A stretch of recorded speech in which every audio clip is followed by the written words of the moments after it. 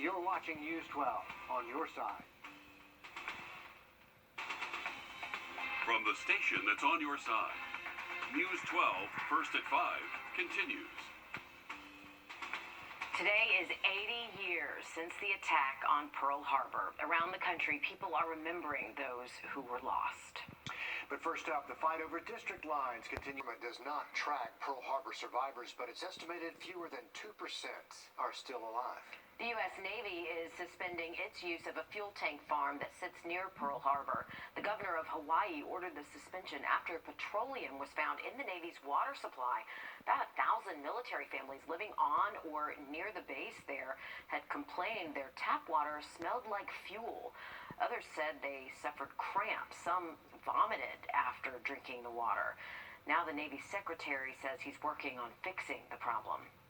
I deeply apologize to each and every one of you and to the people of Hawaii that this incident may have been destructive to your lives in any way. The Navy's water system serves roughly 93,000 people in Honolulu. The state has advised those customers to not drink the water. As the Omicron variant spreads to even more states, New York City is announcing a new vaccine mandate for all workers in the private sector. The White House COVID response team is hoping to have answers to questions about this new variant soon. Naomi Ruckham reports. With Omicron now detected in at least 20 states, the CDC is closely following cases in South Africa to see how the new COVID variant might spread in the U.S. It appears that with the cases that are seen, we are not seeing a very severe profile of disease. In fact, it might be, and I underscore might, be less severe. Currently, more than 99% of COVID-19 cases in the U.S. are the Delta variant, according to the CDC. We have months of study on Delta, and all of those data demonstrate that vaccines work. In New York City, Mayor Bill de Blasio has announced what may be the nation's strictest vaccine mandate yet, giving all private companies until December 27th to make sure all employees are vaccinated. And children age 5 and up must show proof of at least one shot for indoor dining, fitness, and entertainment. This is how we put health and safety first. The private sector mandate applies to 184,000 businesses across the city, and reaction here in New York is mixed. I feel like that customers that's coming here spending, good money, and they want to know the status of the people who serve them. To bar children from entering our establishment is ludicrous. It's probably going to cause a 20% to 30% reduction. Meantime, there is progress in the fight against the virus. Both Merck and Pfizer are eyeing the end of the year for emergency use authorization of their COVID-19 treatment pills. An FDA advisory panel recommended Merck's and will soon review Pfizer's. Naomi Ruckham, CBS News, New York. Doctors continue to say the best way to stay healthy and safe, get vaccinated and get your booster. Georgia Senator Raphael Warnock, borrowers are still dealing with economic consequences from the pandemic. He says keeping repayments and interest gains on pause would allow more time for lawmakers to address student loan forgiveness. As it stands, student loan payments and interest gains are set to start back in February of next year. The Richmond County School System asking for feedback from parents on textbooks for kids in middle and high school. It's for English, language arts, and math. Parents, community members can review textbooks and give feedback on their website. The deadline to do that is coming out January 6th. The Greater Augusta Arts Council announced they're receiving a $250,000 grant as part of the American Rescue Plan. This is to help the arts and cultural sector recover from the pandemic. They say these funds will go to help save jobs, fund operations, and for health and safety supplies. They say they will also give back $150,000 to nonprofits in our area to help their art programs. The Tunnels to Towers Foundation announced it has paid in full the mortgage on the home of a fallen South Carolina police corporal. This was for Johnston, South Carolina Police Corporal James Chapman. This is part of the organization's third annual Season of Home that celebrates the holidays by helping families of fallen first responders. Tunnel to Towers delivered his wife, Tanya, the notice ahead of the 4-year anniversary of his passing. As we mentioned, after 80 years, service members are gathering together to remember. They get better when you call my dad. All right, check this out. When you see this, you don't think of Hawaii, do you? Well, it is. It's an unusually strong weather system that has hit the islands with everything from strong winds, rain, and yes, even snow. There was a blizzard warning issued for the high peaks on the Big Island this weekend, and there is still more of this weather to come today. Yeah, we're talking 13,000 feet above sea level, but that's really a land of extremes if you talk about Hawaii, isn't it? Yeah, but when I think of Hawaii, I think of sand and beaches, not snow. That looks like that could be some sort of ski resort. Yeah, the slopes of Hawaii beckoning this time of year. Yeah, right? Mikkel? Well, as I said earlier, it's just a bunch of unusual things going on. Don't know if that's a sign of global warming or what, but just crazy to see that out there in Hawaii. But look at the Foundation Repair experts. Evaluations are free. You're watching News 12 on your side. From the station that's on your side, this is News 12 at 6 o'clock. We begin tonight with a live look at Doppler Max radar. Actually, that is a look over downtown Augusta. You can see some pretty lights there, but what you don't see, some rain moving into the river region tonight, and it'll stick around through tomorrow morning, when you can expect to see showers at your house coming up in just a few minutes. First up, though, we're digging deeper into the serious consequences of school threats after a recent outbreak around the area. Just in the last week, we've told you about threats made in at least 4 different counties, most of them made on social media. And tonight we're hearing from Augusta's district attorney about what happens when the person responsible is caught. News 12 Sloan O'Cone live for us in the newsroom. And Sloan, we're talking prison time in some cases, right? The Augusta District Attorney says, bottom line, if you threaten a school, you are going to jail. It doesn't matter if it's a bad joke, you have no intentions to really hurt someone, or you're just trying to get out of the test. For example, the threat made against Burke County High School was determined not credible. Still, the reward for leading to an arrest is up to $4,000. An arrest is just the beginning. The Augusta District Attorney says there are serious consequences for making threats against a school. Students should not think that because they're juveniles, there will not be consequences. A school threat could be prosecuted as a terroristic threat, which could land you 5 years in prison. It does not matter if you are seriously considered harming others or not. More credible threats that include steps toward actually committing the violence could result in serious prison time as an aggravated assault or even criminal attempt murder. So regardless of scribbling on a wall or posting on an anonymous app, authorities say they will find you and you will be held accountable. In the past week, threats from Burke County High School, Hephzibah High School, Cross Creek High School, and Aiken High School have 3 school districts, local, state, and federal partners working to keep our community safe.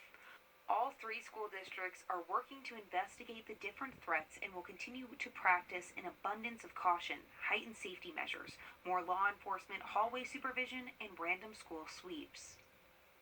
And Aiken County and Burke County are both still asking for your help. If you know anything about either situation, to please let them know and call local law enforcement. Sloan, thanks very much for the live update there. There is much more news ahead. Time now to talk weather. Like we mentioned, we're tracking rain moving into our area, and it's happening. We're told offices like Augusta 311 and public transit will still be open. On top of that, there are plans for an appreciation week and an employee fun day coming up next August. They also gave the green light to the Augusta Perks program, which partners with local businesses to help offer discounts to city workers. Augusta first responders can now apply for a $1,000 bonus. It's part of a pay bump first announced back in September by Governor Kemp. The money is from the American Rescue Plan. You're eligible to apply if you're a law enforcement, jail, or communications officer, if you're a firefighter or EMS personnel.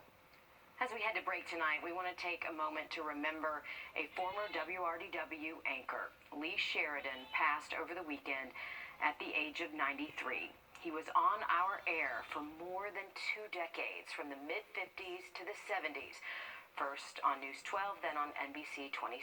Now, Lee loved serving this community, serving as a board member of the Salvation Army, the American Cancer Society, Augusta's Better Business Bureau. He's survived by his wife of 72 years, Harriet, a daughter, 3 sons, nearly 20 grand and great-grandchildren. There is a memorial service set for the weekend at Grace United Methodist Church in North Augusta.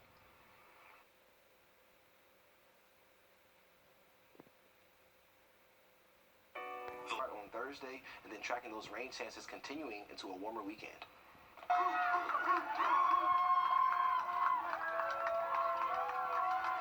There you go, the Augusta University volleyball team on their way to make history. We were there to help send them off to Tampa, Florida.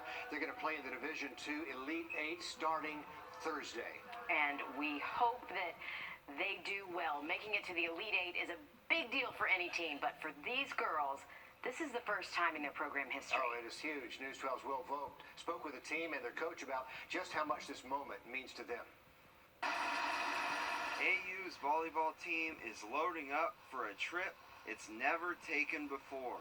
Making it to the Elite 8 is something that people don't get to say that they did. Like, this is a once-in-a-lifetime opportunity. For seniors Chloe Allen and Kylie Martin, this means so much. The Jaguars are in the Elite 8 for the first time ever after upsets over a 1, 2, and 3 seed. We knew we could do it. We knew going into regionals we were the underdogs, but we knew we could do it, and we're so excited to be here. Ever since I started coaching, it's always been that goal.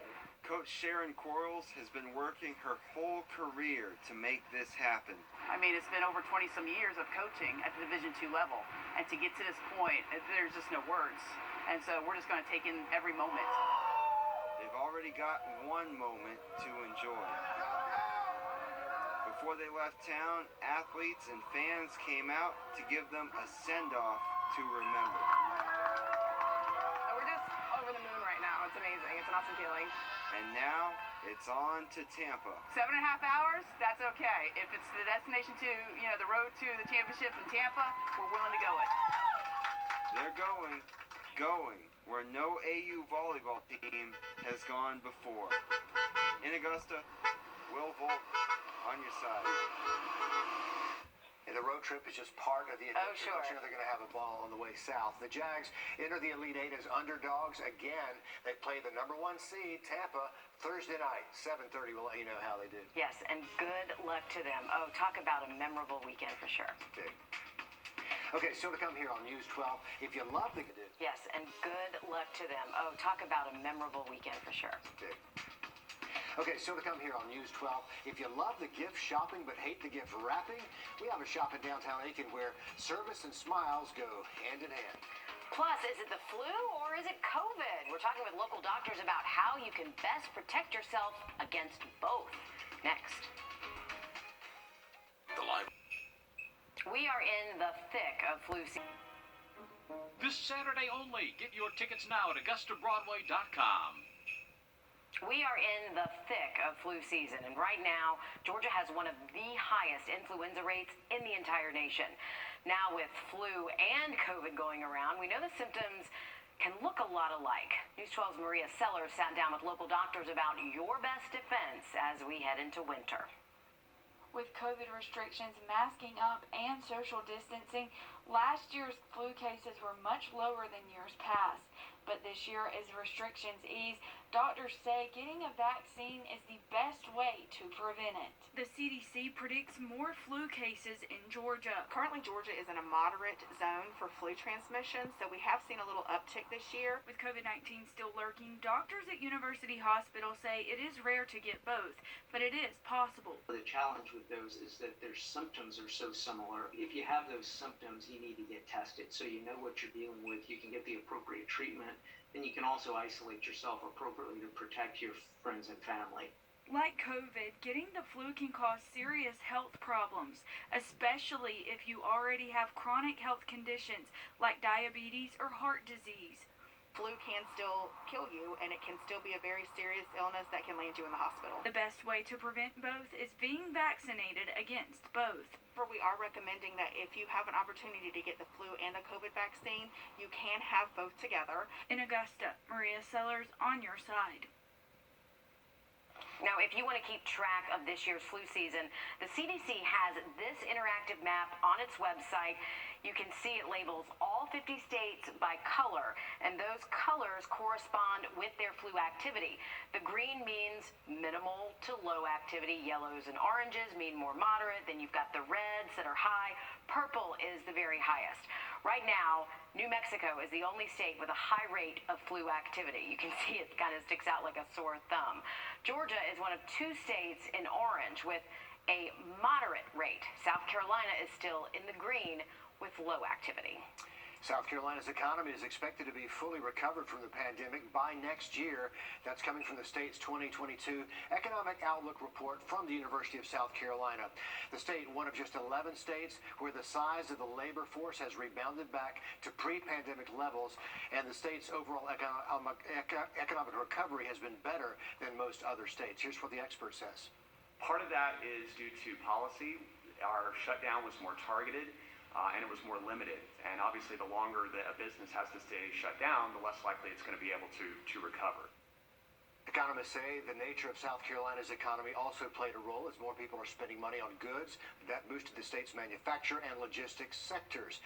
While tourism is important, they say it does not depend as much on other states like Florida or Hawaii. Okay, we all know the holiday season can be stressful, so once you're finally done with the shopping for those gifts, the last thing you might want to do is to have to wrap them all. I'm one of those weirdos who doesn't mind it, but I know people can't stand it, so that's where one local group is coming in to help. The Tri-Development Center of Aiken County just opened up their Operation TDC Christmas store in downtown Aiken. Here's News 12's Zana Halliburton with a look around. Operation TDC Christmas has been going on for more than 20 years. They wrap your gifts and in return buy presents for 200 adults and kids with special needs and disabilities at their facility. To be able to provide Christmas to our population of people that we serve, to again, see their expressions. We go out and deliver gifts. I have someone dressed up as Santa Claus, and so it's a big ordeal. And some of the people wrapping your presents are also the ones who will receive gifts. These are bought with the donations they receive. It makes me feel good to get gifts like that from other people. And like I said, it makes me feel good and bubbly on the inside to receive a gift like that. Jackson says allowing people from Tri-Development Center of Aiken to work in the store is beneficial. We do it for the community so they have that involvement, that interaction with the community. They enjoy rapping. It's a great experience for them to be able to have that opportunity. He says all of this would not be possible without the community support. One local church chose to donate gifts to the families. And it's just been such a blessing this year to try to reach out and impact those, especially since it's been such a hard year to make a difference in our community. And to everyone at Tri-Development, they're happy to help wrap your gifts and spend time with one another while doing it. I like to be here for my friends. Reporting in Aiken, Merry Christmas and Happy New Year. Zana Halliburton on your side. They do beautiful work there. If you want to check it out, you can find the Christmas store over on Park Avenue, 106 Park Avenue, downtown Aiken. They're open Monday through Saturday from 11 in the morning till 6, right up until Christmas Eve. Yes, so they can get it done for late you. shoppers. Yeah, there you like yourself. you just made yourself guilty there. That's true. We have a link on our website if you need another look at the details, or if you'd like to donate, or if you'd like to volunteer. They would really take any help they can get. Mikkel? Tracking increasing rain chances going towards tomorrow.